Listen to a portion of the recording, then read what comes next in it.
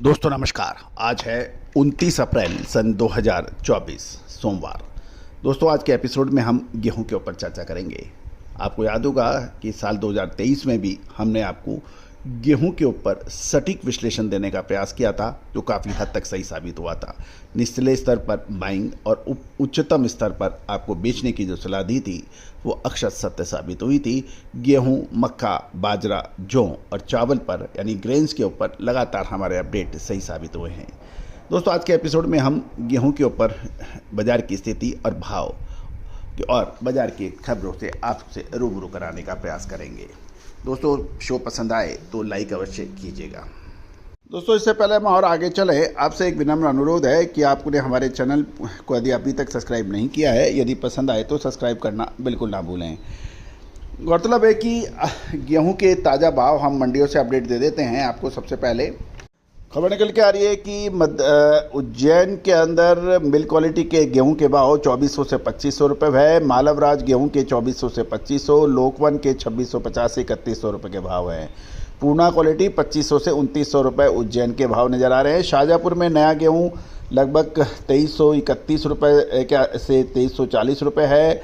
करनाल के अंदर 2275 के भाव हैं। गोंडा 2370 से 2380, अलीगढ़ के अंदर 2380 से 2500 के भाव हैं।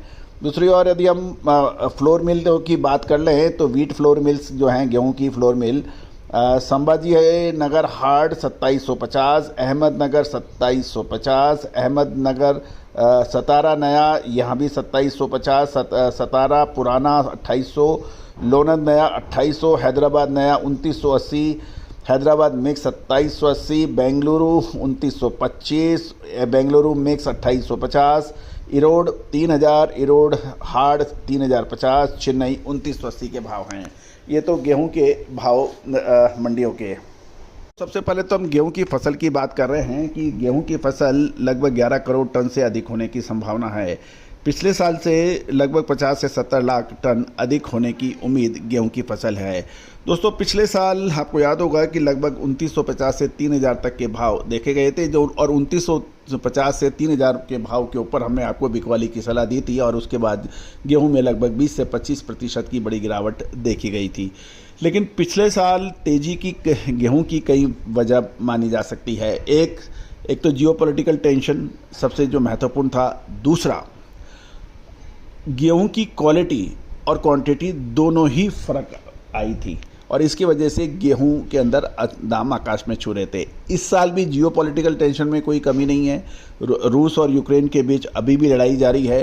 दूसरा, मध्य पूर्व जो है, मिडिल ईस्ट के अंदर इजराइल और हमास और इजराइल और ईरान, इसके बीच में अभी भी शांति नहीं है। दूसरी ओर काला सागर के अंदर अभी भी हौथी विद्रोहियों के में बिल्कुल शांति नहीं कही जा सकती। तो पिछले साल और इस साल यदि जियोपॉलिटिकल टेंशन की बात करें तो कोई बहुत ज़्यादा अंतर नहीं है। और अंतर यदि हम जियोपॉलिटिकल की बात करें तो पिछले साल के मुकाबले इस साल अभी जियोपॉलिटिकल टेंशन अधिक है, इसमें कोई दो राय और कोई संशय नहीं है। दोस्तों अब गेहूं के ऊपर ये भी नज़र आ रहा है कि गेहूं के अंदर 2022-23 के अंदर 2200-2800 से 3000 रुपये थे और इसको देखते हुए किसान गेहूं को स्टॉक करने की इच्छा रख रहे हैं। उत्तर प्रदेश, बिहार, पंजाब, हरियाणा में प्रति हेक्टेयर गेहूं के उत्पादन में लगभग सालाना 8 से 10% की वृद्धि होती है और कुछ क्षेत्रों में से तो 12 से 15% की भी वृद्धि होने के समाचार मिल सकते हैं। गौरतलब है कि इस साल अभी गेहूं की सरकारी खरीद का लक्ष्य कम रह सकता है, लेकिन ये भी मानने वाली बात है कि लगभग 280 लाख टन के बीच के अंदर इसकी अवेलेबिलिटी होने की उम्मीद है।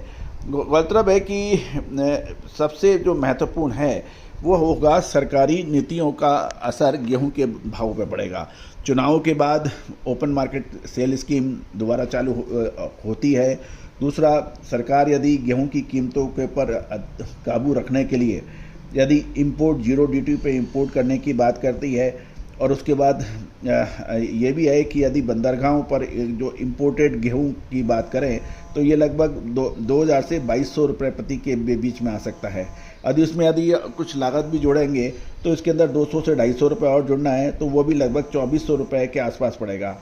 और गेहूं की बुआई के बाद जो गेहूं की फसल शुरुआत में नज़र आ रही थी कि लगभग 10 करोड़ 60 लाख टन, 10 करोड़ 70 लाख टन, लेकिन जैसे जैसे कटाई की रिपोर्टें आ रही हैं और गेहूं की फसल अब जो है वो लगभग 11 करोड़ टन होने की उम्मीद लगाई जा रही है और क्वालिटी भी इस बार गेहूं की अच्छी बताई जा रही है। तो दोस्तों एक यश प्रश्न ये है कि गेहूं के को इस समय स्टॉक करना चाहिए या नहीं, एक। दूसरा, सरकार की क्या नीतियाँ रह सकती हैं।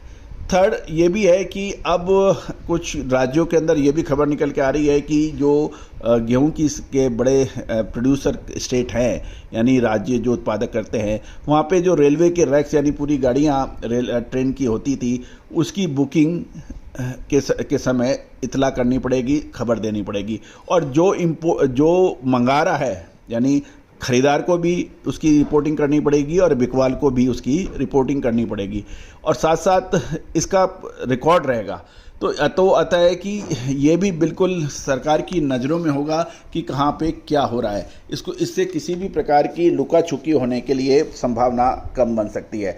तो दोस्तों इन सभी स्थितियों से को देख के आप गेहूं पे नज़र रखें। दोस्तों आपको याद होगा अप्रैल महीने के शुरुआत में हमने आपको चावल में तेज़ी के अग्रिम विश्लेषण दिया, तो जो कि चावल में शानदार तेज़ी बनी है।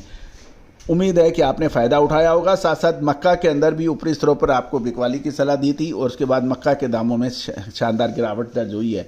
दोस्तों गेहूं, मक्का, बाजरा, दालें, मसाले, कपास, इन सभी पर विशेष रिसर्च रिपोर्ट के लिए आप संपर्क कर सकते हैं। नंबर स्क्रीन पे दिया हुआ है। All the very best, good luck, happy trading.